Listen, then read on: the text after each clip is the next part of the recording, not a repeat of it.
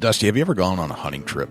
Well, yeah. You pack all your stuff. Let's say you're driving to New Hampshire. Let's say I'm driving to Ohio, and you're hunting for 4, 5, 6 days. What's the biggest challenge you usually have? You're going to stop multiple times to get gas, and I worry about odor the whole way.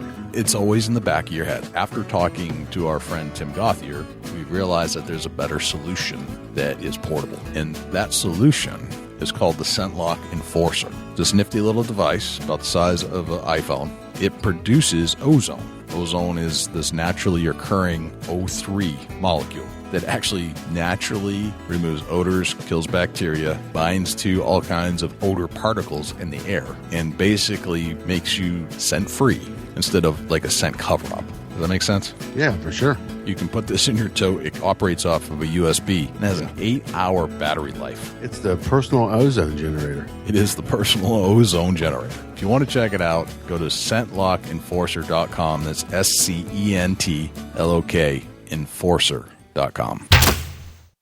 Big Buck Registry's Deer Hunting Podcast, powered by ScentLock Enforcer, episode number 176. John Stallone. Spot and ambush. Deer are lazy. Force funnels and buck kills between 10 and 2. Please support our sponsors as they make this show possible. Today's show is sponsored by the ScentLock Enforcer, the Euro Hanger, and Morse's Sporting Goods.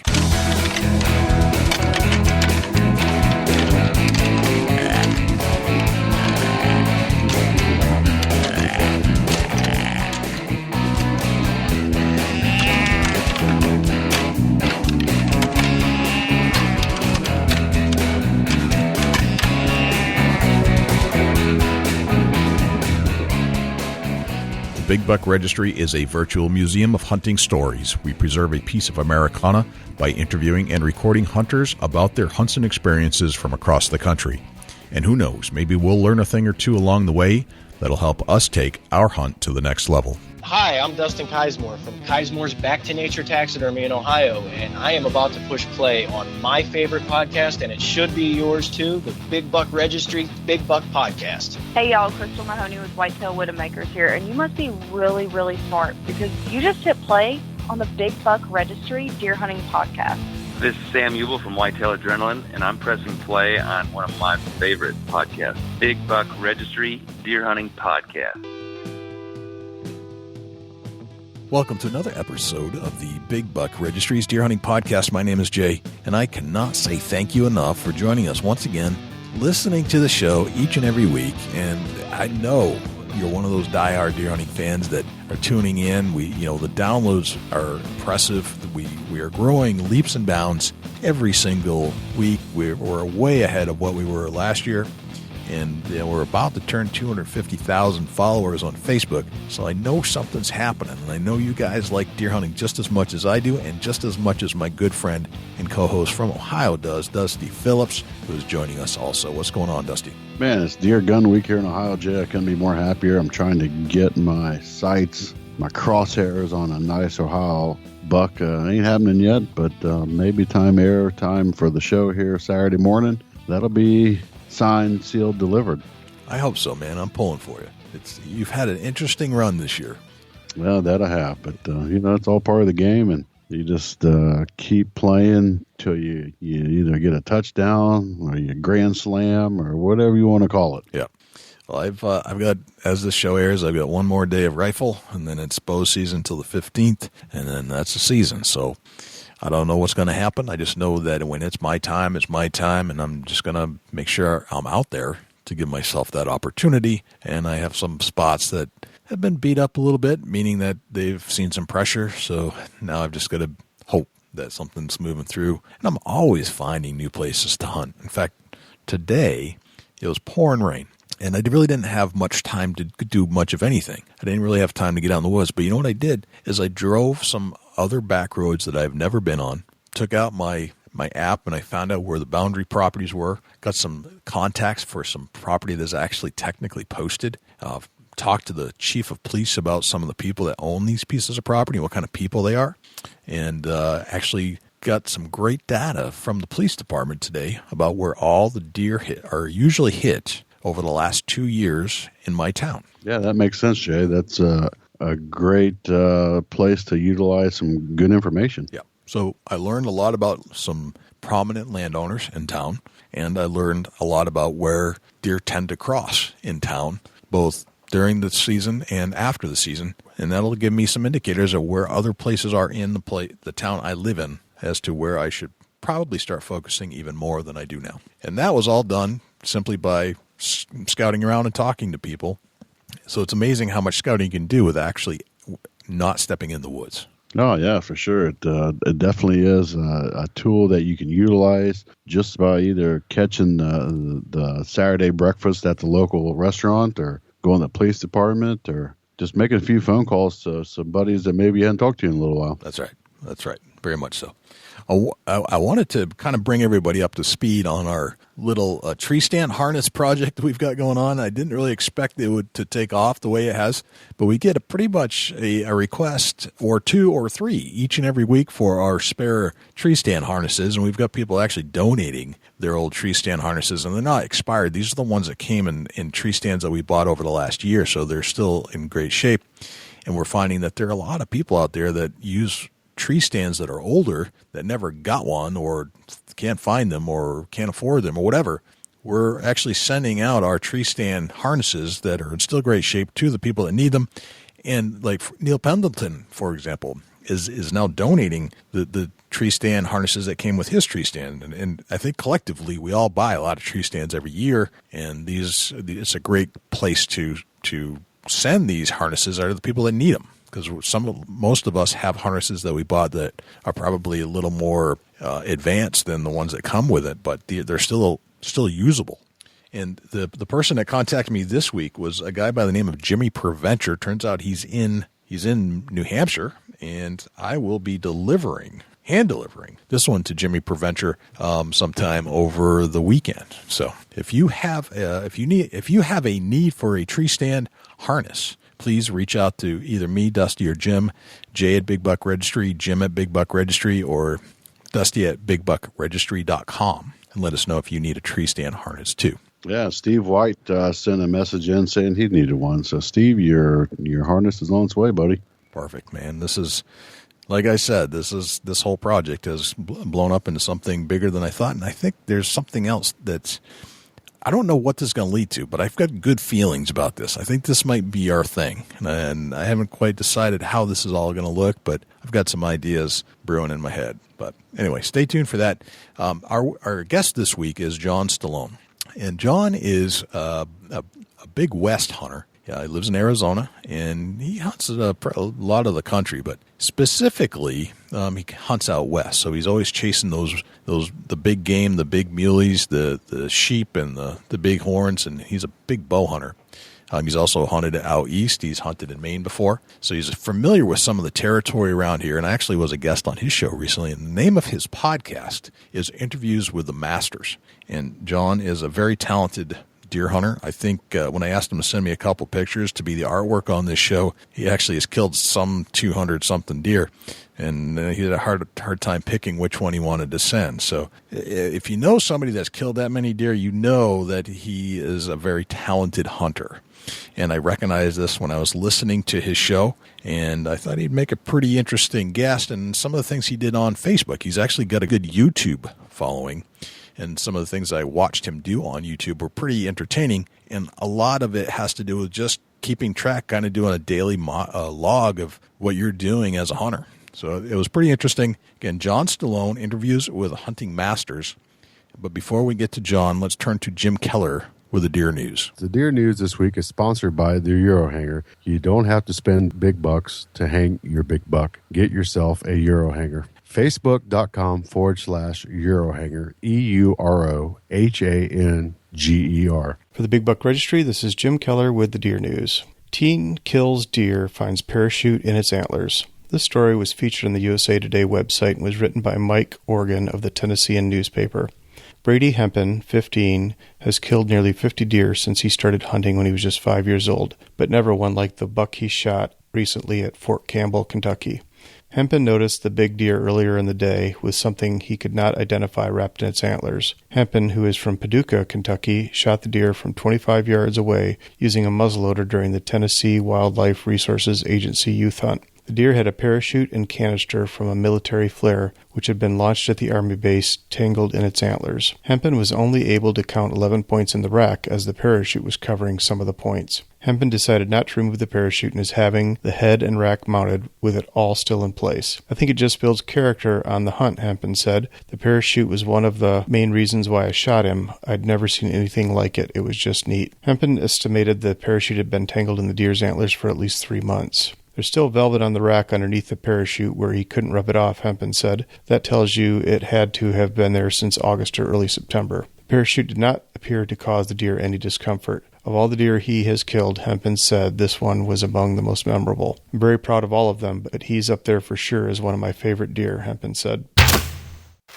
Hunters kill 196,000 deer during Wisconsin gun season. This article is featured on the WISN ABC Channel 12 website. Hunters killed nearly 197,000 deer during Wisconsin's traditional 9-day gun season this month, down 6% from last year's harvest, according to preliminary estimates the Department of Natural Resources released Tuesday. The data shows hunters killed 196,785 deer statewide during the season, down from 198,057 last year. The DNR also reported that it has sold 598,867 gun deer licenses through the end of the 9-day season on Sunday. That's down from about 13,510 licenses from the same point last year. The DNR offers a number of other gun deer seasons besides the 9-day, but the number suggests thousands fewer hunters took to the woods during this year's 9-day deer season than last year. They did kill more antlered deer this year than last, taking 97,892 antlered animals compared with 92,610 in 2015.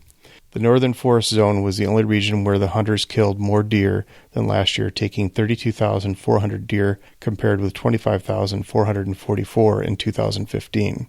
That's encouraging news for hunters in that area, as well as for the DNR game managers, who have been trying to rebuild the northern herd in the wake of 2 harsh winters with buck-only restrictions. As a side note, the agency issued a news release saying wardens are investigating 5 non-fatal hunting incidences in Waukesha, Oconto, Ozaukee, and Taylor counties.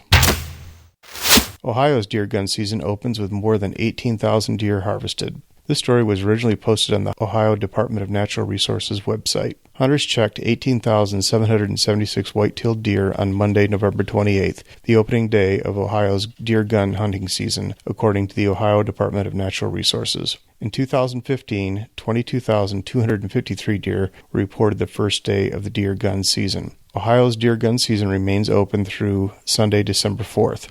2 additional days of deer gun season, which are Saturday, December 17th and Sunday, December 18th, are available for people to hunt with firearms. Ohio ranks 5th nationally in resident hunters and 11th in the number of jobs associated with the hunting-related industries. Hunting has a more than $853 million economic impact on Ohio through the sale of equipment, fuel, food, lodging, and more, according to the National Shooting Sports Foundation's Hunting in America, an Economic Force of Conservation publication. This article goes on to break down the harvest numbers by county, so please check it out for additional details.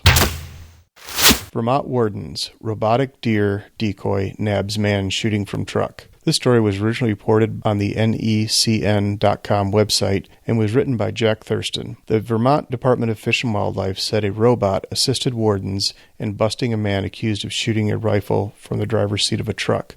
Justin Andrews, 22, of Colchester, is accused of firing from the vehicle Sunday afternoon. The department occasionally uses deer decoys with animated heads to catch people firing from public roads, which is illegal in Vermont. Permitted hunters must be at least 25 feet off the road before discharging their firearm, said Jeremy Schmid, a game warden from the Vermont Department of Fish and Wildlife. The suspect is also accused of speeding from the scene after game wardens announced their presence, but they caught up with him just a few miles down the road following a pursuit. Andrews was cited to appear in court in January to answer to the charges. If he is convicted, he could be fined, losing his hunting and fishing privileges in Vermont, and may have to forfeit the rifle to the State Fish and Wildlife Commission. That concludes this week's edition of the Big Buck Registry's Deer News. For links to the stories featured this week, please check our show notes at www.bigbuckregistry.com. If you have ideas for future topics or have any questions about any of these topics, please email me at jim@bigbuckregistry.com. For the Big Buck Registry, this is Jim Keller with the Deer News. Thanks to Jim Keller for the Deer News. Without further ado, here's John Stallone. John Stallone, welcome to the Big Buck Registry's Deer Hunting Podcast. How are you, my friend? I'm awesome. How you doing? I'm doing well. It's always a pleasure to speak to somebody who is hunting passionately, as I am. And Yep. I can relate to guys like that and gals, and it's always refreshing to talk to somebody actually from where you're hunting at mostly. It's so different and interesting. It's nice to have a guest on that can talk about that fluently. Yeah. I'm like a generalist, so I kind of like to hunt everything and everywhere. Yep. I'm more about the adventure than the bone on the head. Yep. So with that, comes some pretty cool experiences. That is neat. Now, tell us about yourself and where you're at right now. Well, I wear a lot of hats. Okay. I am the marketing director for the Hunting Channel Online. Yep. I have my TV show, Days in the Wild, which I've been producing for the last 12 years. I've been doing the Hunting Channel for 14 years now. I have my own podcast, Interviews with the Hunting Masters, and this year we started season 7, and it's the first year that I brought it public because it was only available on the Hunting Channel Online if you were a member. Oh, no kidding. So very interesting. This is the first time. It's kind of neat because bringing it to the masses brings a whole new level. It's like a different. You get more people interacting with you. It's not just the 7,000 members of the Hunting Channel or whatever. It's potentially hundreds of thousands of people. That's right. and there's interaction. We're on the TV show, so I have my show is strictly on the internet, but I reach like 4 million people. Yep. With my TV show. Yep. Which is actually a lot more than you can do on TV. Most people think, 40,000 subscribers to DirecTV or whatever, blah, blah, blah. But it's not more than like 130,000 people watching at one time. Right. Believe it or not. So, we reach a lot of people, but there's no interaction. With this, there's interaction. There's people commenting. There's people, asking questions, throwing things in. And it's kind of a different deal. It's pretty cool. I'm really enjoying it. It's a new. It was getting a little monotonous. Actually, I had stopped doing it for about a year, and then I brought it back and brought it Gotcha. to the masses, so to speak. So you almost pod faded, but you came roaring back and opened it up to a lot more people. Gotcha. Well, thank you for doing that. That's the other thing I like about talking to you is that you're a fellow podcaster. And I think it's a unique breed, to be honest. It's not too often. I mean, you've got your YouTube channel going on, and that's something that I can't wrap my head around yet. I mean, someday I'd like to do that, and I'd like to pick your brain about that. But us podcasters, man, we got to stick together. Absolutely. The last hat that I wear is I'm the content coordinator, or the contributor coordinator, rather, for the Outdoor Insiders. Tell me about your YouTube channel. Now, this is a phenomenon. I mean, we're a little off track here because we're here to talk hunting, but we're a little this YouTube phenomenon.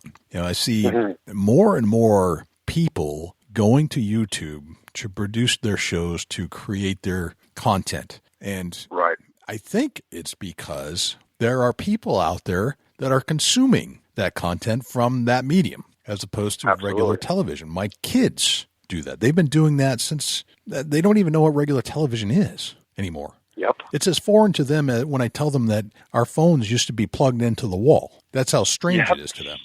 So when did you realize this was the place I needed to go? I actually got involved with YouTube right from the get-go. Okay. When it was a fledgling thing and nobody even knew about it. And it sucks because had I invested as much time as I did in so many other mediums and so many other things, and being on TV, I was on TV for a real short stint. And if I would have invested all my time into YouTube, I would have been way further along and actually probably been making a living just from my YouTube. I know guys out there that make a living just off their monetization from YouTube. Absolutely. It's the weirdest phenomenon out there as far as I can't conceptualize it yet. I know it's happening, and there are definitely there are even guys in the hunting industry that are doing just YouTube channels that are making a living at it. Who are in a family of YouTubers who have other non-hunting channels that are doing even better than that, but still, it's crazy. Yeah. I mean,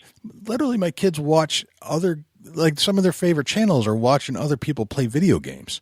Play with their toys. Yeah, that's what my girls watch. They watch other kids opening up toys and playing with toys. I'm like, dude, you got a whole room full of toys. Go play with them. Right. Go make your own video. You don't have to watch. Exactly. You know, my little one, well, my youngest girl, it's not my little one, but my youngest girl, Olivia, she wants to make YouTube videos.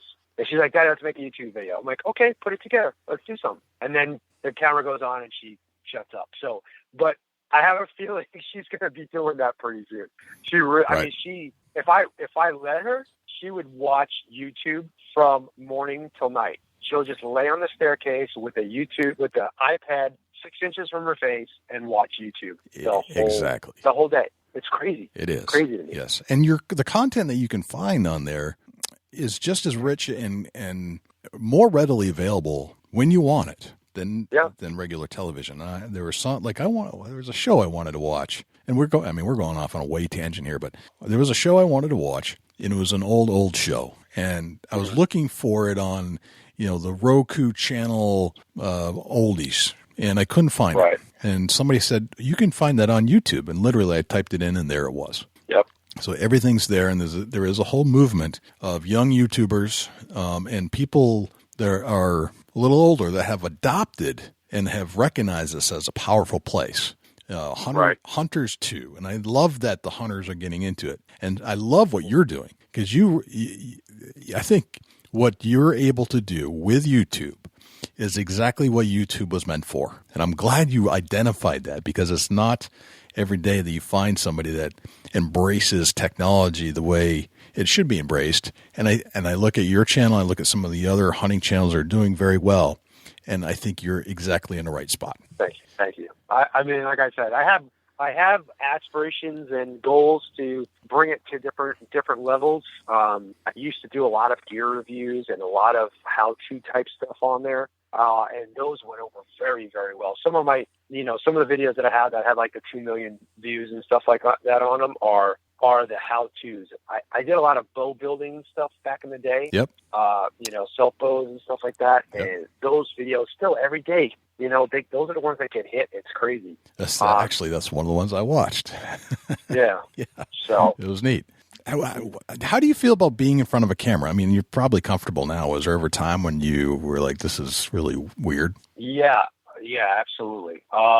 If you look at some of my first TV shows, you could see how uncomfortable I am fidgeting and looking away from the camera, looking you could just tell. And then I see myself now, like I could talk in front of a camera, like, that's like how it's easy for me to do a live thing on Facebook because I have just as much confidence talking to you if you were standing in front of me as talking to a camera, it's old hat now, Right. Same thing with the podcast. I'm sure that you experienced this too. The first couple of times you might have interviewed people, it was a little more robotic and a little more like you had more notes written down and it wasn't so much from the hip and right. Yeah. Well, back then it felt like I was nervous as heck. It's like, man, I don't know why these guys would want to talk to me about anything, but let's go. And I felt like Chris Farley, doing his interview. So remember that time? Remember that? That was awesome, man. That was awesome. I didn't feel like I was carrying a conversation particularly well, and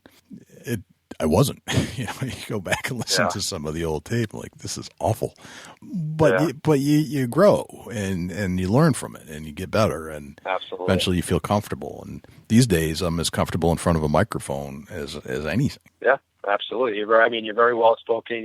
You don't do a lot of ums and you can tell when somebody has to really stop and think when there's like a lot of big pauses and stuff like that and that doesn't always come off good, and I think you do an excellent job of it's like listening to two guys both on the phone is what it is. That's what it is. Right. Right. When so two guys are doing that, you very rarely will you hear an it's there. And I used to do it a lot more, but these days I seem to be able to hone it in some. It's still there. It still comes out, but I'm much better than I used to be. Well, that's fascinating.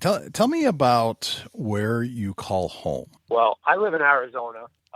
I'm sure you can tell from my accent that I wasn't born here. I'm originally from New York, but I've been living in Arizona since 1991. So now I've officially lived here a lot longer than I lived I only lived in New York till I was 16. Okay. And whereabouts in New York?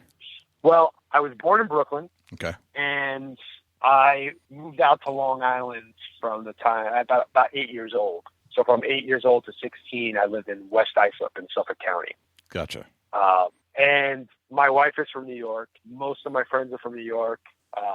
I hang out with all my family, my cousins and stuff like those are my closest people, and they're all from New York. So that's kind of why the accent stuck. I was going to say that's the accent I hear is Brooklyn, Long Island. Yep. Yeah. And it's depending on who I'm with, who I'm talking to, it comes out a lot worse. Right. Right. But I go back to New York almost every single year. I go back to hunt, Eastern Long Island. It's one of my favorite places to hunt. It's kind of where I learned to bow hunt.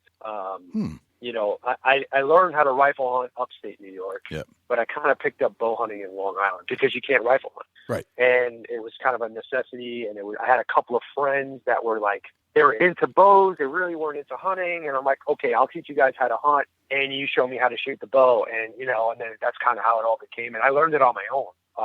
Cause my dad was a hunter. He was a rifle hunter, but his idea of hunting was walk in the woods, find a spot, sit next to a tree in a big orange suit and eat Italian cheeses and salami and wait for something to walk by. That was hunting. So, yeah, that's pretty much from the way my dad taught me how to hunt is, with him, it was, Triscuits and lamb's tongue that you could buy pickled in a jar. That was his idea of a good time.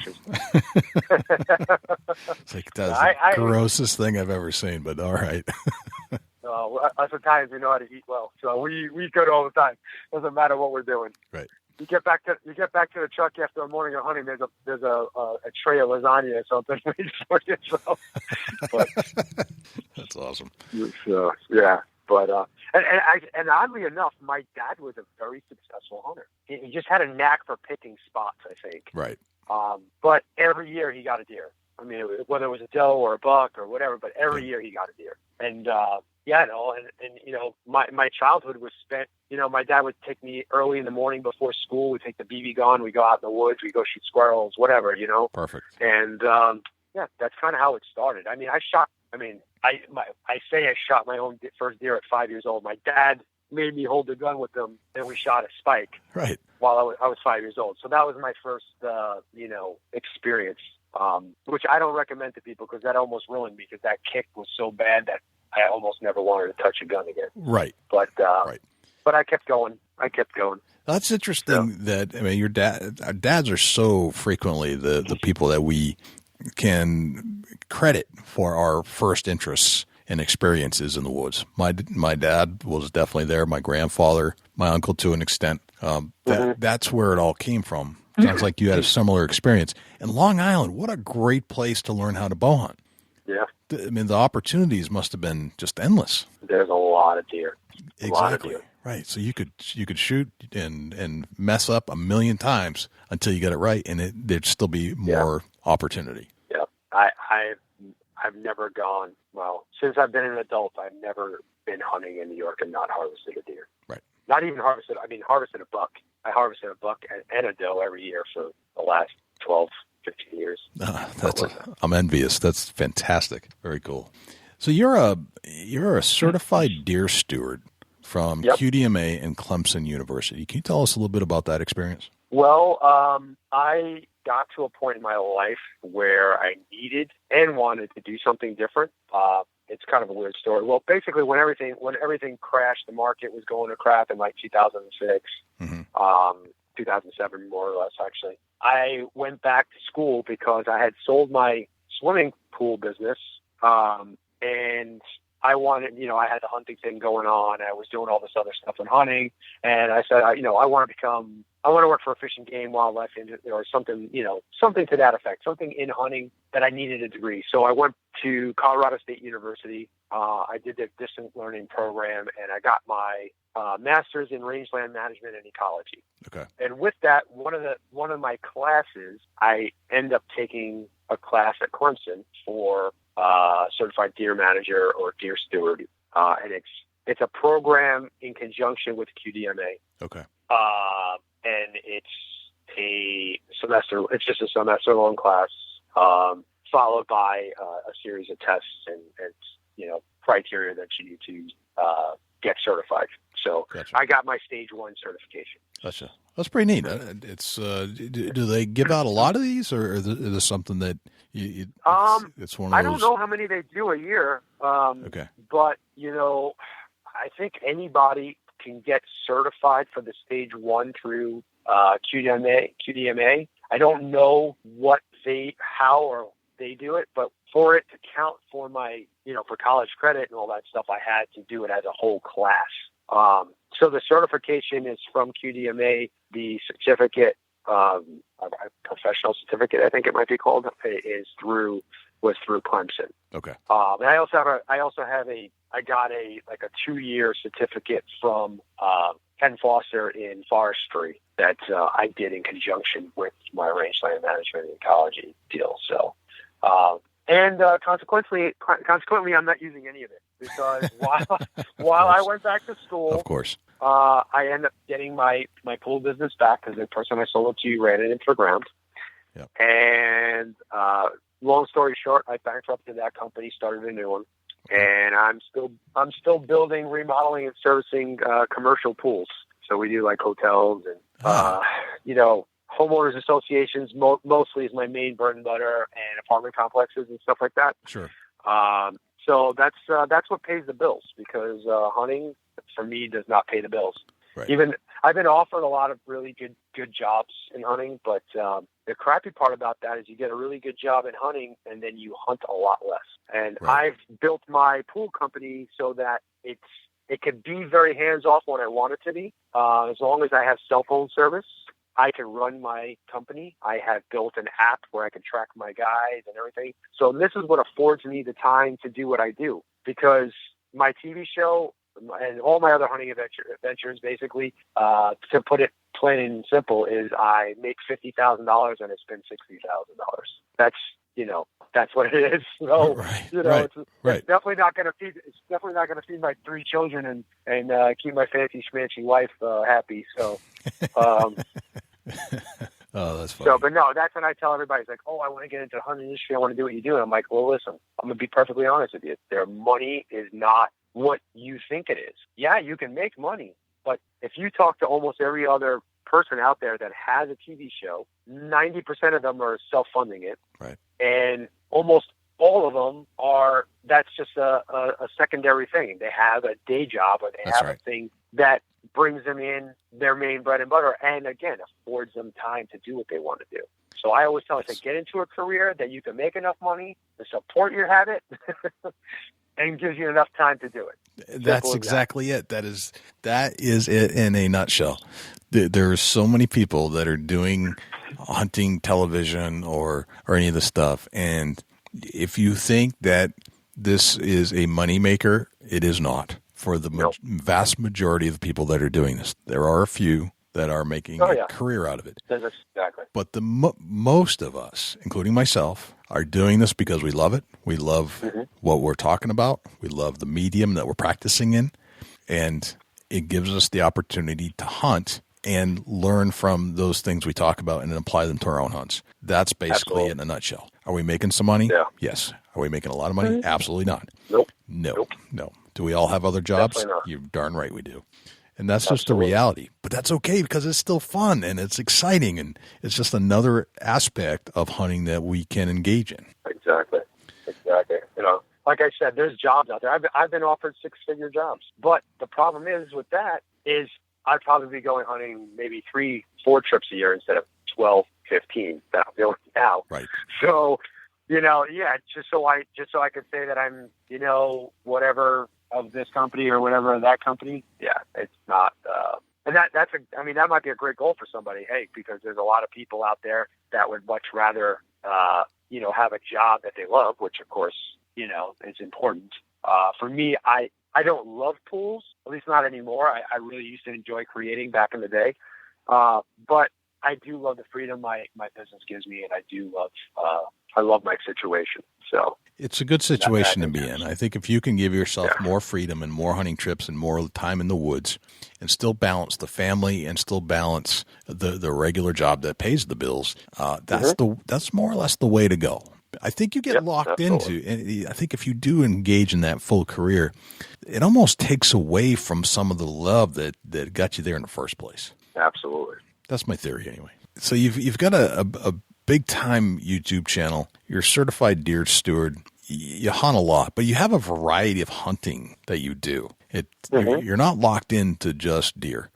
Being where you are, it must be a playground. It must be it's more vibrant, I would say, species wise, where you are now compared to hunting Long Island. Granted, the opportunity in Long Island when you were learning to bow hunt was fantastic, but the variety you're into now must be amazing. Tell me a little bit about your hunting out there. Well, here in my home state of Arizona, we have mule deer, and not just one species of mule deer, really, because we have basically the Rocky Mountain variety, which you find in the upper high elevations in the Ponderosa pines and up in the aspens. We have the Kaibab mule deer, which is a genetically isolated species of mule deer, and then we have our desert mule deer, and then we have our coos deer, which is a very small whitetail. For those of you who don't know, small body whitetail. Okay. It can grow racks to 150 inches if given the right scenario. But a really good buck, a Pope and Young buck, is only 67, and a Boone and Crockett's 100 inches.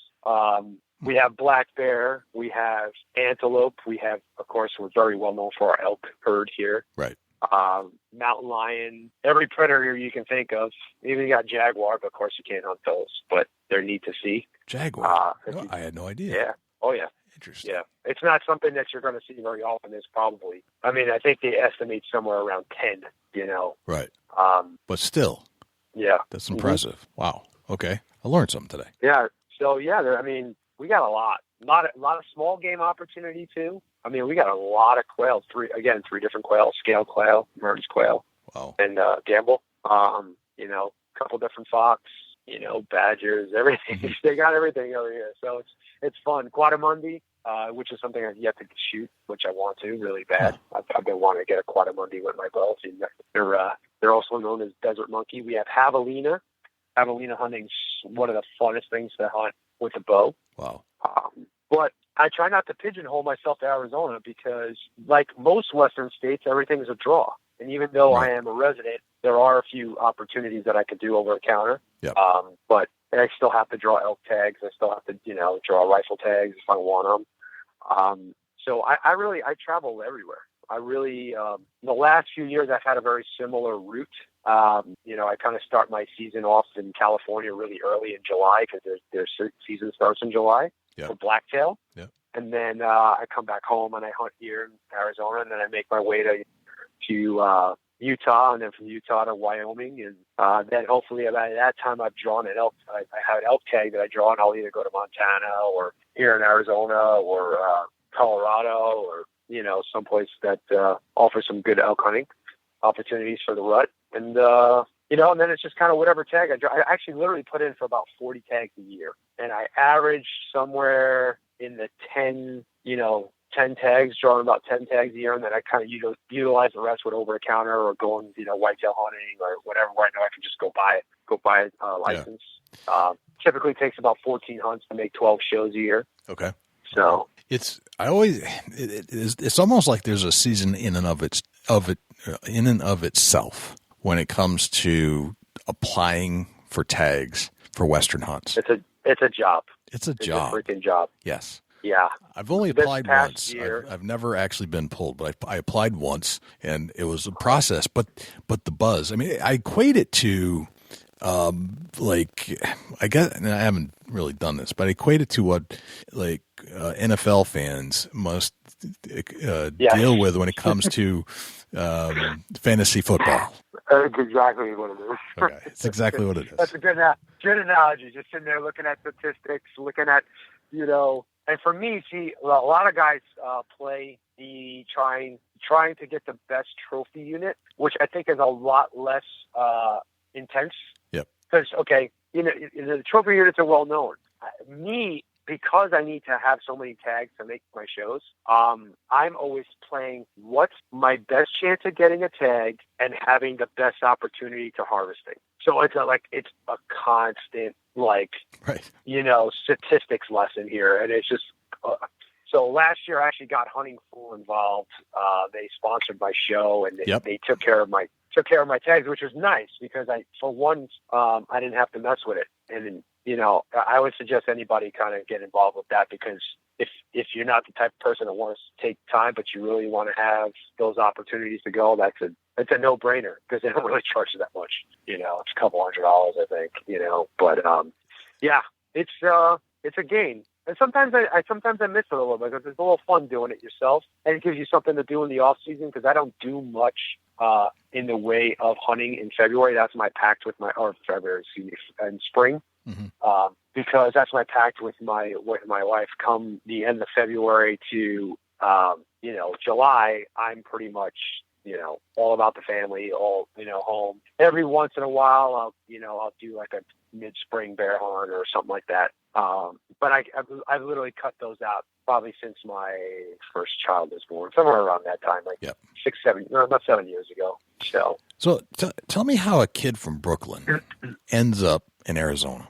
Well, I had an uncle that moved out here, and my dad was tired of paying a ridiculous amount of money in property taxes a year. Mm. And we were thinking about moving to Florida, actually. We had gone down to Florida, just like most East Coast people do, Northeast, My dad wanted something different. He wanted a better life for us. He didn't want to have to spend all this money. And we came out to visit my uncle out here, and he fell in love with it. There's like olive trees all over the place. The prickly pear cactus. It actually reminded him a lot of Italy. No kidding. Which is odd. Italy without the ocean. Right. Basically, is the way he described it to me. And the mountains and so on and so forth. And he was just like, let's move to Arizona. So he got his brother on board. My Uncle Joe actually moved here before, the year before we did, just because of the way, the houses, my parents' house didn't sell fast enough, or whatever the case may be. But, so that's just kind of how it happened. My dad's like, okay, let's go, move. So my Uncle Joe was here. I was here. And then my other cousins and my other aunt, she came. And then, so now I have like a third of my family, maybe a little bit more than that now, lives here. A third of it lives in New York, and the rest still live in Italy. So wow, yeah, so you're covering a decent part of the globe there. If you look at as the crow flies, that's a pretty wide range. Very cool. So so if you're hunting all over the place, and you've hunted New York, you've hunted. I think you said in the previous conversation that we had that you hunted the Adirondacks. Some. Mm-hmm. You hunted Long Island. You've hunted all over the Midwest. You've hunted the West. There's a lot of hunting that's going on in your life. And yes, can you draw any similarities or strategies or techniques that you use no matter where you go? Yes. Number one is scent control for me. Okay. Scent control and playing the wind is a key component for any hunting anywhere. Okay. For sure. I mean, that sounds like an easy cop-out answer, but it's the truth. But I've because I've hunted everywhere, I've developed a really different way of hunting. I always take the best of what I can figure out, and I start melding it with the best of other things. Yep. Like, for instance, out west, we do a lot of spot and stalk hunting. Okay. And, I made my bones, and I cut my teeth, so to speak, obviously on whitetail, and most of my early years, even in the industry, were hunting whitetail, in the Midwest, because that was a popular, sexy thing to do. And I still have a big passion for it. I still love hunting whitetail, love treestand hunting.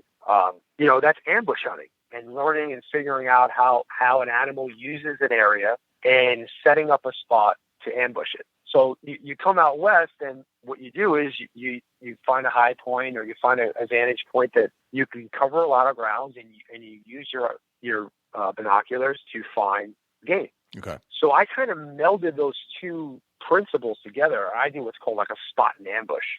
Interesting. Okay. Yeah. So, like, for instance, most of my mule deer success here in Arizona has been in the rut. Okay. And why? Because I figured out the behavior of those animals. I learned how they use terrain. I figured out what they do by watching them, by spending time, by reading, by talking to other people, so on and so forth. And what I do is I'll find, a buck with a group of does, and I'll kind of watch the group and see what they're doing. And then instead of me making a stalk or waiting for them to bed and trying to make a stalk on their bed, because I'm not inherently sneaky. Okay. Mainly because I don't have a lot of patience in my stalks. Right. I'm not the kind of guy that can go 1 yard every 10 minutes like some of these guys can do. Right. I know guys that have just incredible amount of patience and just can go so slow. Right. That's not me. Okay. I can be quiet when I want to be quiet. That's not the problem. It's really just a patience thing. So what I do is I figure out where they're going to go, and I hump my butt over there and run over there and get to the spot, and I wait for them to pass me, and that's when I get my shot opportunity. Gotcha. So it's a spot and ambush. Spot and ambush. And what are you doing at the ambush spot? Are you getting into tree stands and things like that? Or are you just No.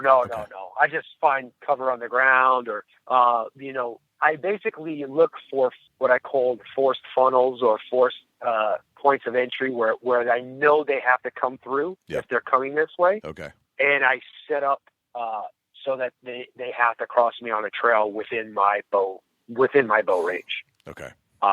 So I've learned to shoot really far, so that's a pretty big window for me. Okay. But yeah, no, I definitely don't go up and get in tree stands. That would just be too much time. Seems like a little too much effort, but yeah. So what when you're looking from these high points into these funnels, where they have to travel, what are you looking for specifically? Well, I'll look and see if I could pick up the trails themselves. Okay. Especially out west, it's pretty obvious, where there's a lack of vegetation, or a lot of times you can just see the trail because it's just so beaten. Yeah.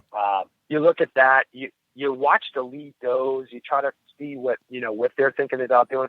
I mean, a lot of times they'll go 60 yards one way and then they'll make a big loop and go back the other way, and you're like, oh crap, that didn't work. It's not a foolproof. Nothing is really, but for me, it's kind of hard to verbalize actually what I look for, because everything can be different. In every terrain, it's a different thing.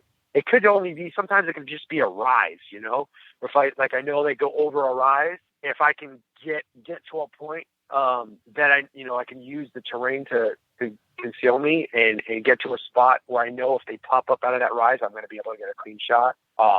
Could be rock outcroppings, could be a wash. We have a lot of washes here in Arizona.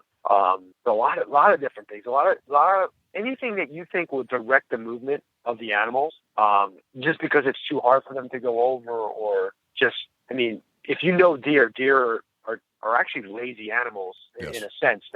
They're built for conservation. They're going to take the path of least resistance every time. Right. I mean, a deer can easily jump over a fence at any point of this fence, but it would rather walk 100 yards and cross where there's a pinch point or whatever, where there's a break in the barbed wire, because I guess it's less energy expended, or less chance of getting hung up, or whatever the case may be. But you're right. So they will. Yeah. To them, that's easier. So they do it, and if you understand that, you can use that play to your advantage. Right. So, and it sounds like these funnels they come in a large variety, and you know it just from experience, which things work and which ones don't. Yeah, it's not something I've been able to really. I just wrote an article on it in Earn magazine. Mm-hmm.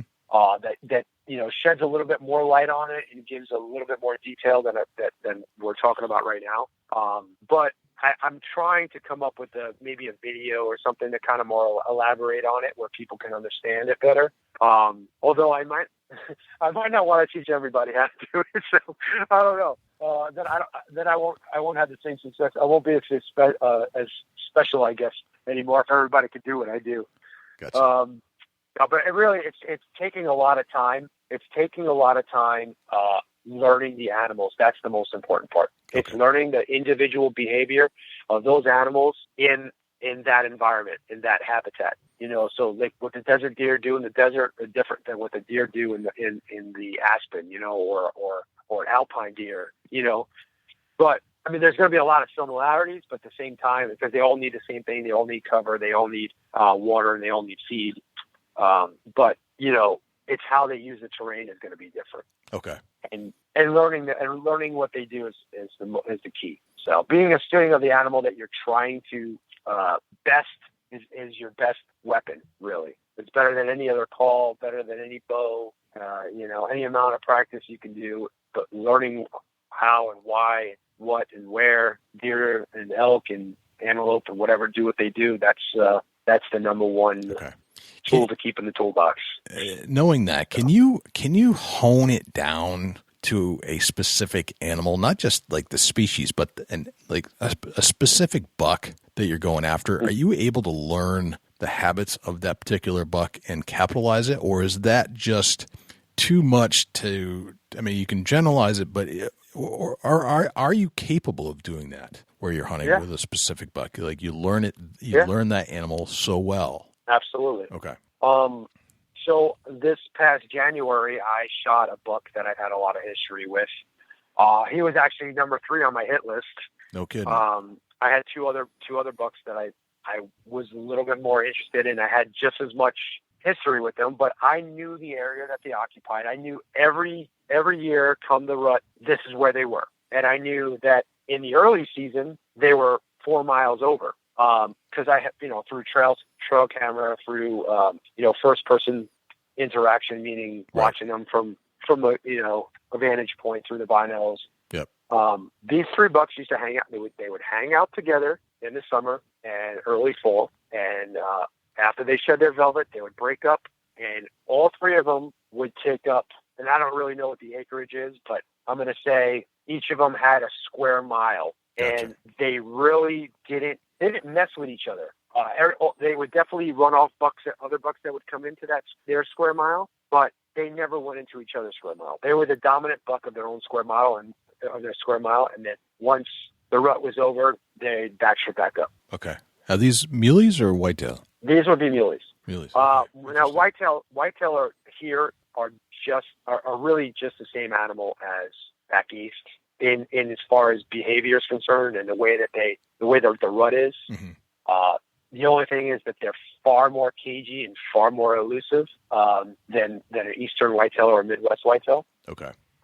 But as far as behavior is concerned, it's very, very similar. Their core areas are way, way small, like a buck would be back east. Okay. They make scrapes and rubs like they do back east. I mean, they're harder to find because they're doing it on ocotillo cactus and, small palo verde trees and mesquite trees and what have you. But, they do make they give you that same clue with, that they're occupying an area. The only difference is that when the rut kicks in, their area gets a lot bigger than you would find on the eastern whitetail or Midwest whitetail. Interesting. And they'll do a lot more cruising. And they're elusive, you say? Yes. Interesting. Yep. Okay. Just to give you an idea, I watched a band of illegals. I was watching this buck, and this band of illegals were coming down the trail, literally 50 yards above this buck. And this buck, he hunkered down, and he crawled like a mountain lion would crawl. Wow. To get to another bush, and he sat in there like a quail would. Really? Just held tight. Yep. And let those guys walk right by him. So that's amazing. It's crazy. Yeah, it's crazy. Yeah, but they're hard. They're hard to spot too. Their coloration is so well suited for their environment, and they have zero. What's the word I'm looking for? Tolerance for danger. Right. Where like a mule deer, it'll stop and give you that look.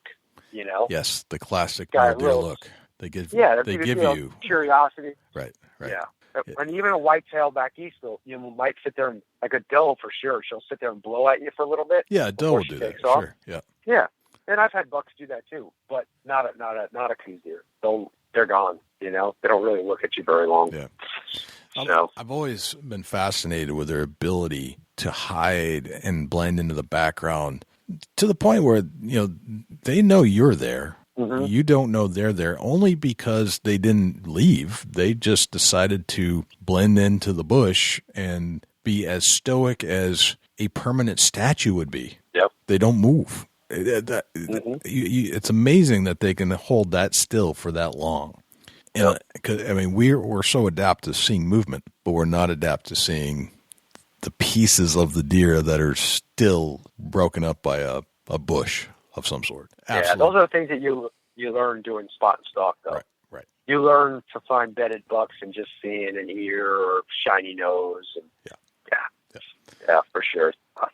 But how? So that helped me. That helped me in the East Coast hunting a lot. I bet, and it's still amazing to think that they can adapt that way. But yes, it is a skill set that I think once you figure it out, once you can identify that seeing a piece of an ear is a good way to spot a deer, then you can apply that anywhere. That and scent control, two huge pieces of the puzzle there. Oh yeah.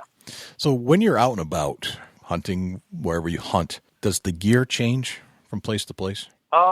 If I'm on an active hunt, meaning I'm going to be doing hiking and stuff like that, I typically I like to wear thick gear. Yep. I find it's kind of for active hunting is the best for me. Yep. When I tree stand hunt, I tend to go back to the scent locks and stuff like that, just because I like to have that extra protection. Yep. Even though I'm like ridiculous about my scent control, but heck, any level of security, so to speak, that's going to help me get one over on a big buck. That's I killed 2 bucks. It wasn't last year. Last year I did not hunt in Long Island. It was the first year I hadn't hunted in Long Island in a long time. But in 2014 I killed 2 bucks in 2 nights. And both of them were downwind of me, and I just attributed, the wind was blowing straight at them. Right. And people are always like, oh, you don't have to do that. You don't have to do that. You just play the wind. But geez, a lot of times you can't play the wind. Right. Especially when you're in a tree stand. And I think when people tell me that just play the wind, yes, you can just play the wind, but wouldn't it be cool if you could play the wind and be upwind of an animal and still win? That's even cooler. Right. That's because you were so careful with what you went through to make sure your scent was pure when it was. I killed a mule deer this year in Utah, and he was directly, in my scent cone. It was blowing right at him 50 yards. And, the way I see it, once I'm in range and I got my bow drawn back, if he smells me at that point, it's too late, so, and I just attribute that to my meticulous scent control. And right. It's always worked for me. Yep. I get a lot of my friends tease me about it because they kill deer, on a consistent basis, also, and they'll go out there wearing the same camouflage 3 days in a row. And I'm the guy that changes his camouflage from the morning hunt to the evening hunt. So, interesting. I always have this giant duffel bag with like 15 sets of camo, and everybody got like this one little bag. I come off the plane and the TSA is like, what is that, a ground blind? It's just my big duffel bag. But now, why change your camo? Is it just to change clothes to keep the scent away? Yep. Okay, just to keep your human body odor. Not that you're thinking that one set of camo is good for the morning versus a camo that's better. Yeah, in the evening. It's all about scent control. Scent control. Okay, all right, that makes sense. Very cool. Yep. All right, so I asked you to think about one of your most memorable deer hunts before we get on, and I'd like to turn to that segment and have you walk us through play-by-play in extreme detail a hunt that you've been on that really sticks out in your head. Well, I'm going to give you this year's hunt, actually. Okay. And the reason being is because I spent 4 years hunting this buck we call Swamp Donkey. It's buck I shot in New York this year. Okay. And I'd probably be on here for another hour if I went through the whole story. Okay. I have an article coming out in Peterson's Slow Hunting that gives you the whole play-by-play on it. So I'm going to give you the short and condensed version of it. Okay. It was about 2012. It was October 2012. Yeah. I was hunting it in this woodlot that I had been hunting for years in Long Island. That's bordered by a couple of swamps, and I heard something behind me, and I peeked through. I was sitting in this big V of an oak tree, and I peeked through the V, and I looked behind me, and here comes this like 130-inch buck. Yeah. And at the time, I put him about 3.5 years old. Just a really good deer for that area. And I said to myself, "Oh, shoot her, okay." And he's coming straight at my tree. There's a rub line that he was working that I had found. Yep. And I didn't have any cameras up or anything. I didn't know what was making that red line. I just knew it was a good buck just based on the size of the rubs and the tracks. And he's coming straight at the tree, and he gets to just below my tree, but behind me. And he stops, and he starts licking a branch on one of the branches from the adjacent tree was coming down right below mine. Yeah. And he's sitting there licking a branch, not making a scrape, but he's licking the branch. And he's kind of looking up in my direction because of the way the branch is. And a squirrel jumps from the other tree onto the limb that I'm leaning up against. And that made him look like right at the squirrel, and the squirrel like came right to me and kind of startled and went up the tree. And I'm like, oh, shit, you know. So, and I'm sitting there frozen, and it seemed like an eternity, but it was probably only like a minute. And he just flicked his tail, turned around, and walked back up the trail that he came in. And I'm like, SOB. Right. You know, Yep. I called my wife up. I said, babe, listen, you need to extend our trip. We're going to stay for another 4 or 5 days. Yep. You know, at the time my kids weren't in school. So I ended up staying. I only had 1 more day, and we ended up staying. I ended up extending the trip like 4 more days. Nice. And I never got it. I ended up shooting another buck on the last night, which I had thought was him. I think I call him Swamp Donkey Jr. He had all the same characteristics, but he was smaller. Yeah. Anyway, I'll fast forward. I had encounters with him every year. In 2014, I was able to snap a picture of him from my tree stand of him walking away. Like, wow. Every time I would zig, he would zag. And I just kept putting the pieces of the puzzle together. Right. You know, just, okay. It took me a while to figure him out and what he was doing. Yeah. And then in the buck that I shot in 2013, I shot a buck in 2013, and I went to go blood trail him. He had crossed the street into the neighbor's woodlot, and I actually got permission from them to hunt there. But I also got permission to go after him, but I got permission to hunt there afterwards. And he was standing over my dead deer. He was standing there giving me the proverbial FU, saying, "Ha-ha, I got you again," you know? And that's when I figured out. I knew where he was bedding from that point on because I watched him go into the swamp, and I followed him in there, and I found his beds, and I found all the rubs that were inside the swamp. And yep. That's when he made his mistake in 2000, that year in 2013. That led me to harvesting him this year. Really? So anyway, far back, he made the mistake. Yeah. Interesting. Yeah. Okay. Well, I knew where to put my stand, and I probably would have gotten him in 2014, the following year. Like I said, I had that one encounter with him, but I only had 3 days to hunt. So I had 2 buck tags. The first evening, I had seen him. The next day, I shot 1 buck in the middle of the day, my first buck in the middle of the day. Okay. It was, you know, a 125-inch buck, Yep. 3.5-year-old, decent buck. Yep. And I said to myself, well, the last day I'm just going to hold out for Swamp Donkey, and I held out all the way to last light. And I had let a couple other deer pass by me, and at last light, this other buck steps out into this little opening, this little clearing that I was hunting on, and I knew if I didn't take him, I wasn't going to have a chance at Swamp Donkey because it was my last opportunity to hunt. So I ended up shooting him. Yeah. Anyway, and then I didn't hunt in 2015 because I was ibex hunting. Then my normal New York trip is in October, and the first part of October I was hunting for ibex in New Mexico. Okay. And then so this year, jump to this year, like I said, I started putting all the pieces in a puzzle, and where I had seen him in 2014, where the bedding area that I found in 2013, I repositioned my stand a little bit, and I knew not to go in there in the mornings, because if I went in the mornings, I wasn't going to see him. I was going to blow him out.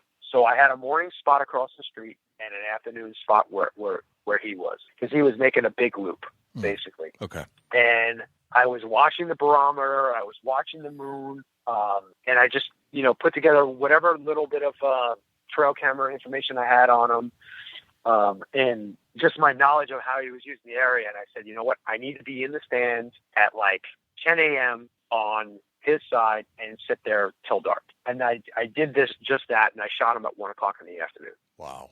Because I knew he made, and like, so it was raining the night before, and I knew he was going to come back and freshen up his scrapes. Yep. As they often do, and they always do that in the middle of the day when everybody's back at the lodge, back at home, you know, eating lunch, whatever.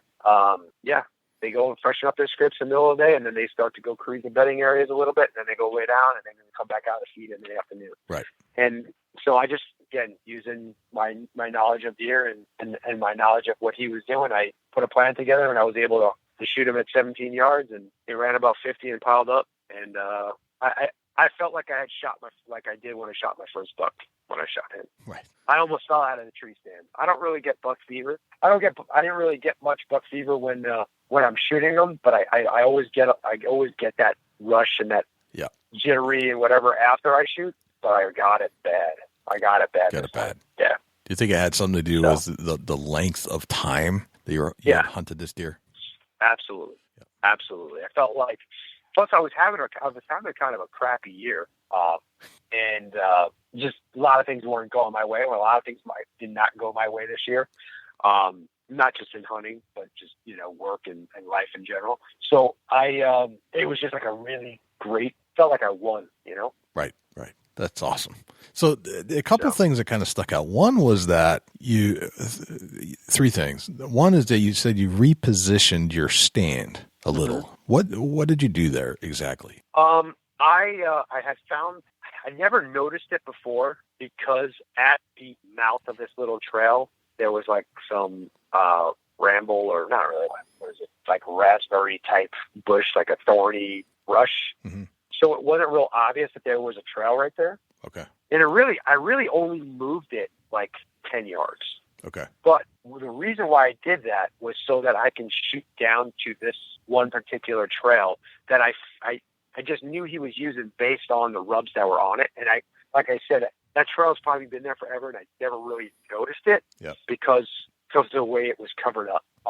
And the only reason why I did notice it was because I saw this giant rub that was like glowing, you know, those rubs that just stand out because they're so beat up. Right.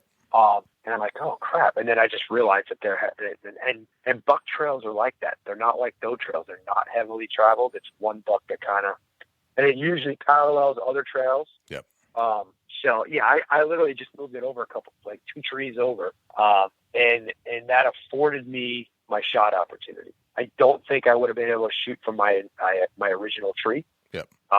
Based on the way he went, but you know, it's hard to say. It's hard to say, but still, you believe that 10 yards gave you the edge you needed. Yeah, it gave me the angle that I needed. Right. The 10 yards wouldn't have made a difference because I mean, like I said, I shot him at 17, 27. Right. Yeah, not the distance, but the layup, but the angle that you were able to achieve by changing it 10 yards. I mean, and I was trying to say this to a buddy of mine the other day, that deer hunting is often a game of inches.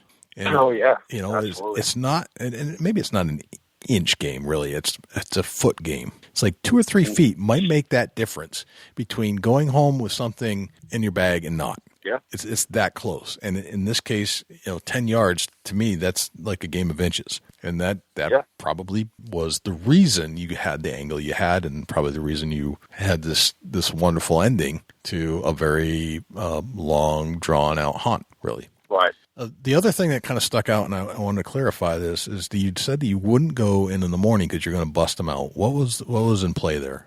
So I surmised that he was making this big loop. And I guess I'd have to paint the picture of the landscape a little bit.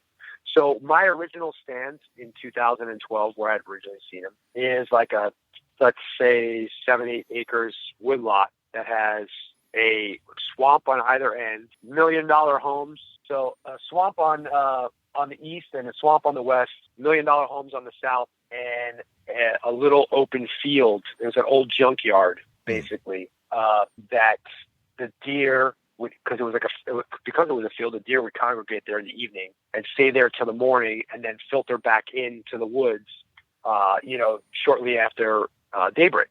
Okay. And then it would come bed into the swamp area and where my original stand was, which makes that a great warning spot because I could slip in there because there's no deer in the dark because they're all out in this field. little field. It's only like a 2-3 acre deal. Like, 50 deer will go out there, Yep. And I could slip in there, and then the deer would filter back in past me in the morning. Well, he didn't bed there. He would come and do a loop and skirt the edge of the swamp and cross the street and bed in a swamp that was across the street. So he would make this loop, and the only time I would ever see him was in the evening when he would do his loop before he would go. So I kind of messed up the way I said it to you. He would do the loop in the evening, Yep.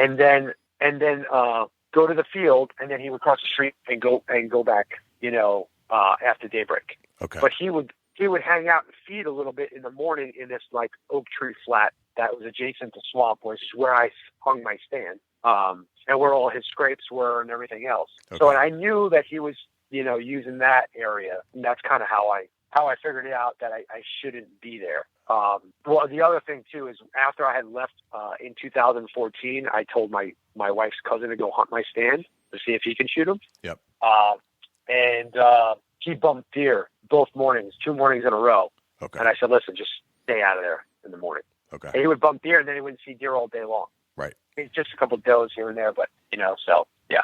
Gotcha. All right. So it wasn't just that you knew where the deer was; it's that you knew where the deer was and what time of day he was there. Yep. And that was important. Mm-hmm. That was important. Yep. Okay. Gotcha. Yeah, I knew where my stand was. I would either catch him midday doing his buck things, or I would catch him right at towards the last light in the evening, where he would come out to go across the street to the field. Gotcha. So what time of day did you actually enter the stand that day? I would get in the stand. Well, the day that I shot him, I got in the stand somewhere between 10 and 11. 10, 11. Okay. And I would always be in there before noon. Typically before 11:30 is what I like to do, is try to get in that stand before 11:30. All right. And what was the time again that you actually ended up killing him? Like 1:30-ish. Okay. Like that. All right. Yeah. Very interesting. Fascinating. Yeah. Love it. Yeah. A lot of big bucks get killed between 10 and 2 o'clock. This is true. And that's when all the guys are going in for lunch. Yep. And yep. Yeah. And I do the lunch thing too. But what I do is I'll go sit that morning stand from an hour before light. Yep. Till about 9 o'clock in the morning, and then I'll go eat lunch at the truck real quick, grab a ham, egg, and cheese from the deli, whatever. Right. and then go climb up in the other stand, Right. So I get that little break, but it's only like a half an hour, and so just switching stands, and your switch is the mid 9 o'clock hour. Yeah, I usually sit till about 9 a.m. Sometimes 9:30, and I try to take a half an hour, 45 minutes, maybe an hour, and then I try to get in the other stand before that. Gotcha. That's kind of all right. Yeah. And do you stay there all day, or is there another break in Yeah. between? Okay. No, I stay there all day. You'll stay there till dark if necessary. Yeah, because like I said, there's a good chance I might catch him during the middle of the day, and then it's from about 2 o'clock till about 4 o'clock. There's usually no activity at all. Right. And then you'll start getting does coming by, feeding, and coming out early, does and fawns, and then some little bucks, and then usually the bigger bucks come out a half an hour to, sometimes an hour, but before dark. Gotcha. Awesome. Very good story. And it's a long time frame to hunt a deer, but I think that's more or less the time frame you need a lot of the times to actually kill that deer. And it might take, sometimes not just a season. It's like, it might be several seasons before you finally put that entire puzzle together. Yeah. Yeah. Yep. The sad thing is he was at his peak in 2014. Yeah. And when I had seen him, he was limping. I figured out that he got hit by a car. Okay. Just based on the way the wounds looked, because it didn't look like he got shot. Yep. The way the wound looked, and he went downhill after that. So when I ended up shooting him, he probably lost about 15 inches, Gotcha. 15, 20 inches from what he was in 2014. Gotcha. Had he not gotten hit by a car, I believe he probably would have been. It would have been a really big deal. I don't know. I didn't want to, because if you look at the picture of him in 2014, he's clearly a 170. Yep. That class buck. So who knows? He probably would have been a 190, 200 inch buck. Right. But he regressed. Right. So. Right. Got the injury, and that was. I don't know what he scores. I don't want to score him because I don't want to be. I'm not that way. but I also don't want to be, what's the word I'm looking for? Like upset with the score, you know? Right. Because that'll do that to you. You know, you look at a buck and you're happy the way he looks and you're happy about him. Mm-hmm. And in your head, yeah, you might say, oh, he's maybe 150, 60, whatever, you know. But, you know, if that buck comes back and he scores a lot less than what my brain is thinking, I that would take away from the experience for me. And I hate that. That's right. So I'll never score that buck. I don't blame you. I completely understand. All right, it's time for the 10 rapid fire questions, John. Okay. I didn't prep you for this, and I like to keep it that way, so I like to hear these off the cuff, get to know you a little bit better. All right. All right, you ready? Shoot. Okay. What's your number one hunting tip of all time? Number one hunting tip of all time. Learn the game that you're hunting. Okay, excellent. We all have these things that we can't hunt without. I mean, it's some kind of a good luck charm maybe, or maybe it's an actual device or a tool or something like that. Other than your firearm, what's that one thing you got to have with you to feel comfortable, and it drives you nuts if you left it at home or in the truck? I don't have one of those. What I do have is I'm very ritualistic. Okay. My morning routine, everything I do is a routine. So that's where my comfort lies. I don't actually have like a trinket or I have a favorite release or anything like that. Yep. So yeah. Okay. So you have a routine that you go through that puts you in the right mind frame for the day. I got to eat and poop, but everything's got to fall the same way. Right. That's the way it is. Gotcha. Yeah, so. All right. Well, OCD like that. Nothing wrong with that. What's your biggest pet peeve in life? In life, I got a lot of them. In hunting I'll tell you what my biggest pet peeve in hunting is. Right. I hate when other hunters don't respect you. A good example this year in Utah, I'm sitting there glassing. I hiked up to a hill, and I wasn't terribly far from the truck or anything, but the people clearly saw where I was. Yep. Come and sit right next to you. Yes. Don't even say a word. Don't say hi. How's it going? Do you mind if I sit here? I'm not. It's public land. I'm not going to kick you out of there. I don't own the place. Right. But for God's sakes, I'm sitting right there. I'm a human being. Say hello to me. Right. That's a acknowledge tough one. Me. That's a tough one. Yep. Okay. So how old are you today, John? I'm 40. You're 40. Yep. What would the 40-year-old John Stallone tell the 20-year-old John Stallone, knowing what you know today? Sure. Man, that's tough. I don't know. It's tricky. I don't know that I would want to alter my life. Okay. I'm all about the adventure. Like I said, I don't know that I would have made the same choices and had the same adventures if I would have told myself. I think about that all the time. Actually, it's funny you asked me that question. But I think I would say, keep doing what you're doing, kid. I was just supposed to say, you're doing a good job. Just keep doing what you're doing. I was going to say that's going to be your answer. I would say YouTube. YouTube. Yes. Don't focus so much on all the others. Yes. More onto YouTube than anything else. Yes. Forget all that other stuff. That's all just blah blah. Yeah. YouTube's the answer. All right. You meet a stranger at a convention, a hunting convention somewhere on the planet, and you strike up a conversation with a stranger. They ask you what you do for a living. What do you tell them? I tell them I'm a professional hunter. That's usually how I introduce myself. Okay. And mainly because I'm more proud of it than saying, "Hey, I'm a pool guy." Right. I would say I'm a hunter too. Yep. Yeah, I tell people I'm a professional hunter. I used to shy away from that a little bit, and really I didn't do any self-promoting at all because I was all about promoting the hunting channel and stuff like that. I just in the last 4 years really started promoting John Stallone as a brand, so to speak. Yep. So that's if you hadn't heard of me before that, it's because I was really just behind the scenes of everything. Gotcha. So yeah. Gotcha. Makes sense. All right. What did you have for breakfast this morning? What did I have for breakfast this morning? I had a shake. I had frozen blueberries, some acai berries frozen, and it was vanilla pea protein with hazelnut milk shake. Wow. All right. That sounds pretty healthy. Yeah, I try to stay healthy. All right. Very good. I had pizza for breakfast yesterday morning, so. All right, so it's the yin and yang of life. I get it. Exactly. All right. You get your own blank billboard on a highway. You can say anything you want. It's a blank canvas. What would it say? Again, I'm going to gear this to hunting, but I would say, love your fellow hunter. We're all in this together. Excellent. I got a really big rub with guys who hate on other hunters because of because they hunt with a different weapon or because they do something differently or whatever. It just that we got enough. Yeah. We got enough fighting with the antis and all the other people that oppose hunting that we don't need to be fighting between each other. So that's kind of my big thing. That's a good one. We've got enough to work on. This country's so divided right now. Right. We need to be unified as a group. So right. I'm with you.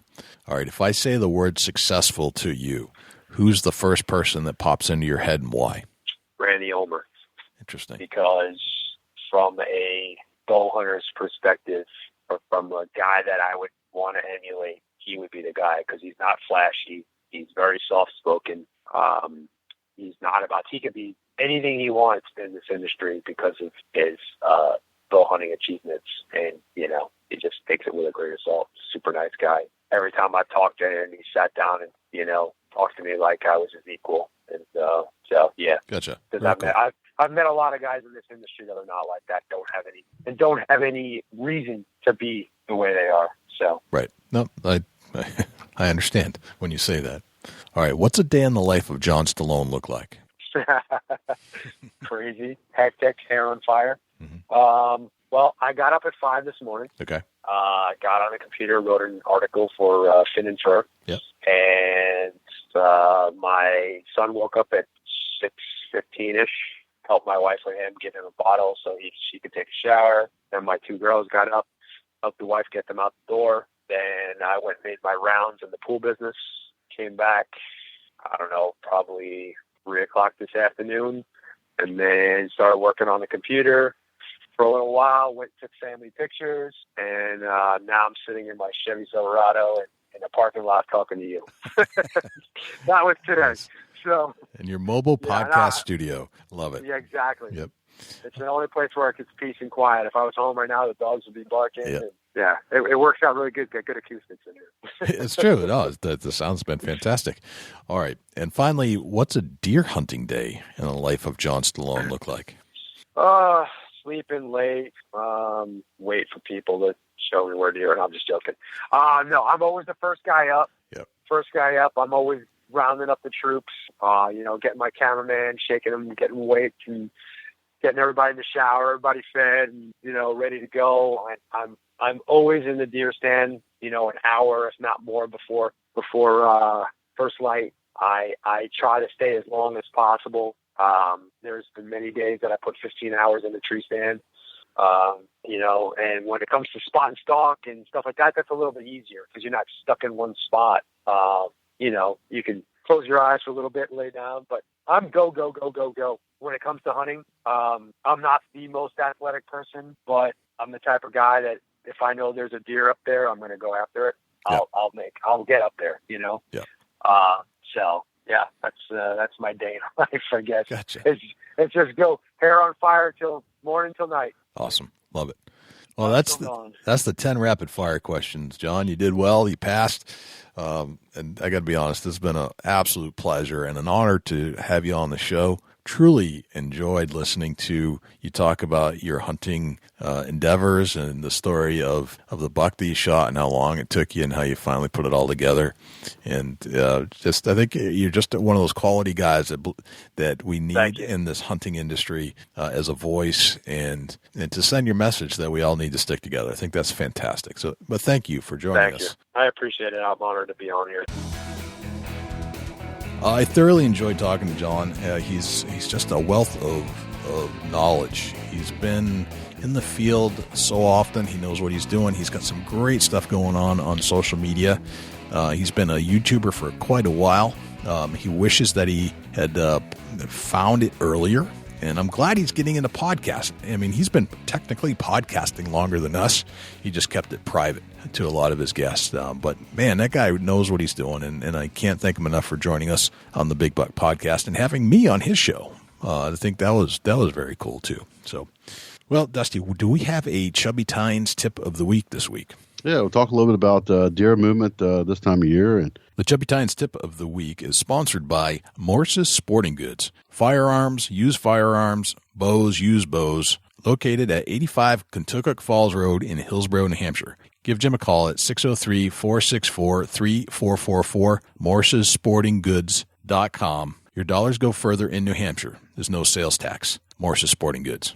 And basing off what I'm seeing there in Ohio, the evening feed's back on. Deer are starting to hit a food source right before dark. If you got that special spot that's got a food source available for the deer to come to, I suggest you get your tree stand moved over and focus on that food this time of year. Oh, dude, that's a great tip. In fact, I've noticed that there's a feeding pattern kind of starting to step back in as the pressure lays off the woods. Interesting you brought that up. But yeah, that's a great idea.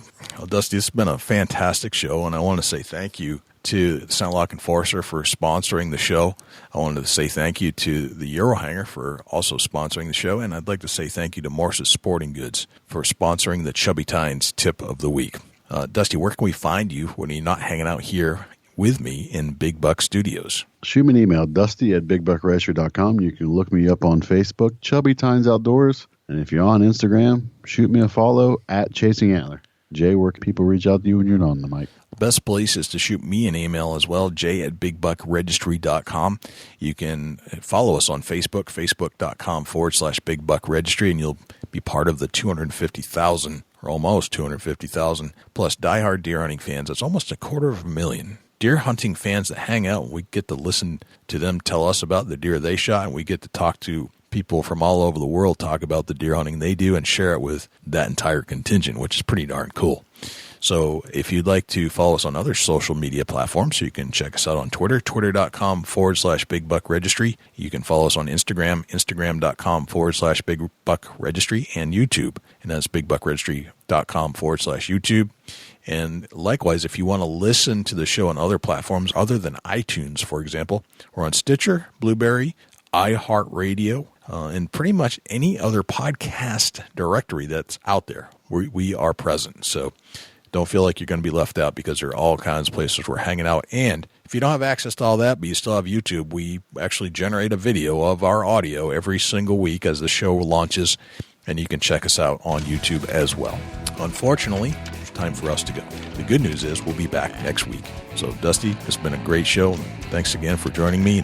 Hopefully you're on top of that big deer, and hopefully we have some good reports next week.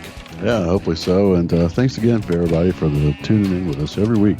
Yes, very much so. Well, I'm Jay Scott. And I'm Dusty Phillips. And this is the Big Buck Registry Deer Hunting Podcast. See you next week. Can't wait.